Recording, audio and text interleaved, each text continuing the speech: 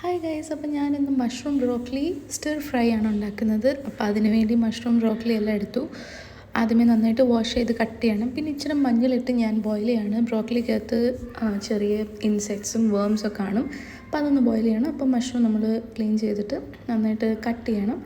ആദ്യമേ ഒരു പാത്രത്തിൽ ഉള്ളി, പിന്നെ മുളക്, തക്കാളിയൊക്കെ ചെറുതായിട്ടൊന്ന് സോട്ട് ചെയ്യണം. പിന്നെ ഇച്ചിരി കറി ലീവ്സ് ആഡ് ചെയ്തിട്ട് ഇച്ചിരി പെപ്പർ പൊടി ആൻഡ് ചില്ലി പൗഡറോട് ആഡ് ചെയ്യണം. എന്നിട്ട് നമ്മൾ കട്ട് ചെയ്ത് വെച്ച മഷ്റൂംസും കൂടെ ആഡ് ചെയ്യണം.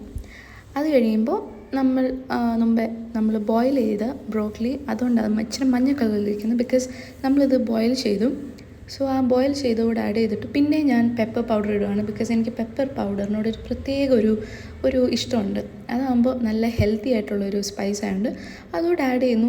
നമ്മൾ വെള്ളം ആഡ് ചെയ്യേണ്ട ഓൾറെഡി ഉണ്ട്. അപ്പോൾ ഇത്രയേ ഉള്ളൂ, അടിപൊളി ടേസ്റ്റ്.